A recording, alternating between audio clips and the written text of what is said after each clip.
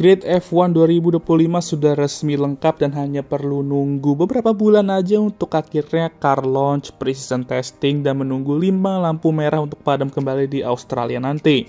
Tapi, sebelum kita ke situ, F1 musim depan akan memiliki rookie baru lagi nih. Wes, makin rame aja ya kan rookie-rookie kita musim depan. Dan rookie itu ialah Isaac Hadjar, pengganti Liam Lawson di Racing Bulls, dan akan bertandem dengan Yuki Tsunoda. Nah, maka dari itu, hari ini gue mau bahas siapa sih Isaac Hadjar, pembalap Racing Bulls yang baru untuk 2025.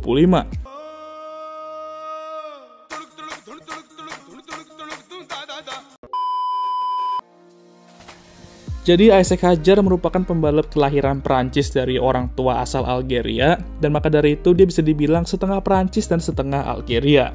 Isaac juga lahir pada tahun 2004 dan ya, sudahlah ya.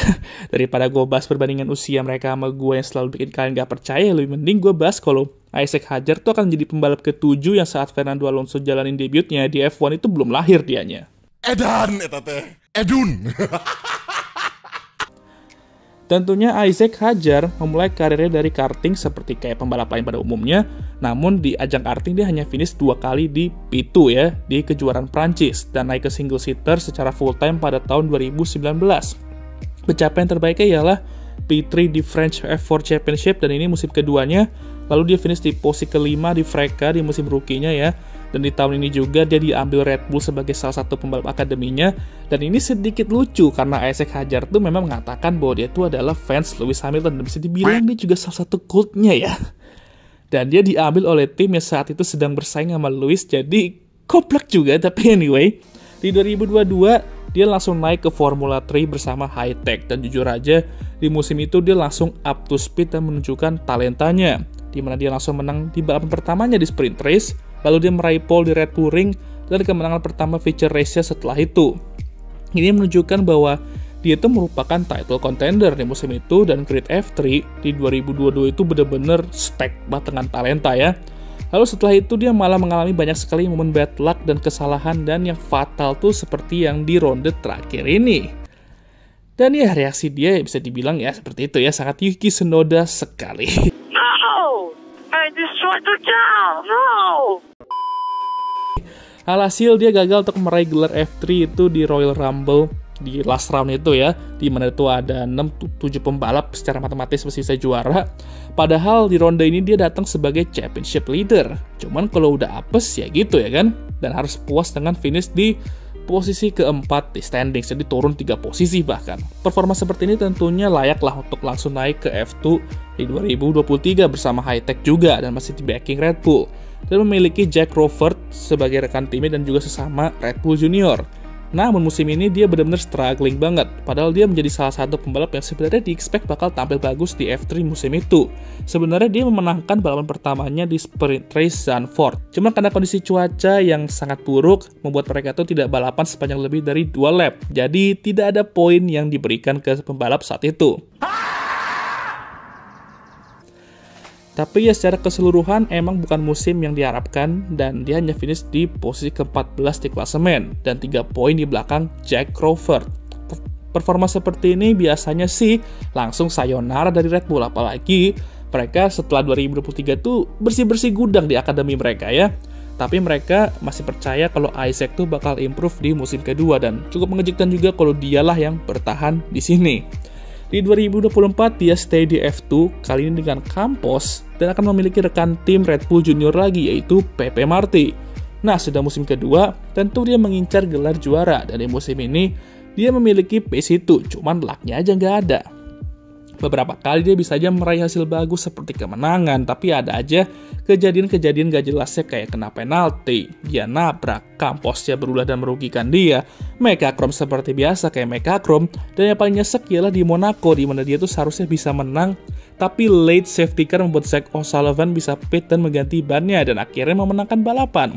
Dan reaksi Isaac tentunya sangat bahagia ya. Man, you can't say P2. You can't say that. No!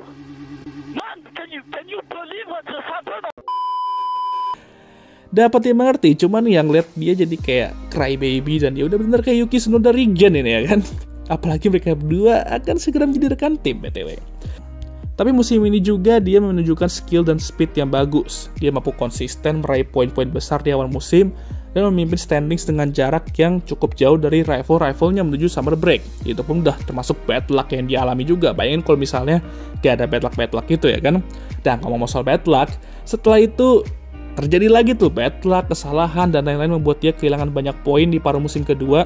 Sementara Gabriel Bortoleto melakukan epic comeback setelah summer break dan memimpin klasemen setelah Azerbaijan Grand Prix. Isaac Hadjar perlu balik ke ritme dia sebelum summer break dan dia mampu menjaga jarak 0,5 poin saja dari Gabriel Bortoleto menuju ronde terakhir yaitu Abu Dhabi. Dan saat di feature race, terjadilah F2 moment di mana mobilnya stall saat start. Ya, karena momen-momen inilah yang buat dia gagal juara F2 musim ini. Sebenarnya ya, menurut gue, dia punya pace dan skill untuk jadi juara di feeder series, tapi selalu aja kehalang sama momen-momen bad luck yang nyesek banget. Menurut gue, dia pembalap terbaik F2 musim ini. Dan kalau bukan karena momen-momen bad luck-nya, gue rasa dia sudah bisa menyegel gelar juara F2 itu lebih cepet bahkan. Tapi di saat yang sama, lu expect hal tersebut dari seseorang yang sudah menjalani musim kedua di F2 untuk langsung bisa jadi juara. Dan kalau gagal ya rada kurang emang ya. Tapi hasil ini dibuahi kado Natal terindah di mana dia akan naik ke F1 bersama Racing Bulls dan memiliki sesama Kang Tantrum di tim radio Yuki Tsunoda seperti gue bilang tadi. Musim depan, engineer mereka harus banyak-banyak meditasi dah dengan kedua ini ngoceh-ngoceh mulu di tim radio.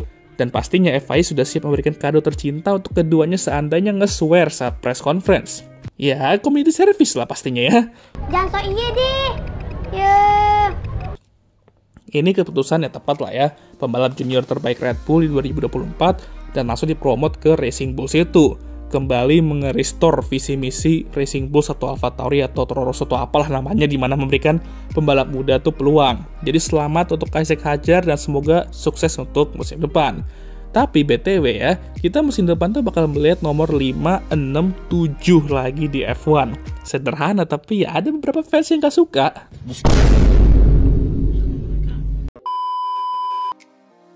Oke lah, sekian video kali ini. Gimana menurut kalian? Jangan lupa like, subscribe, dan share video ini. Dan jangan lupa juga untuk menyalakan lonceng notifikasi agar kalian semua tahu ketika gue ngupload video baru. Jangan lupa juga untuk follow Instagram gue. Oke, sudah lelah. Seperti biasa, bagi kalian yang sudah menonton, gue mengucapkan Thank you very much.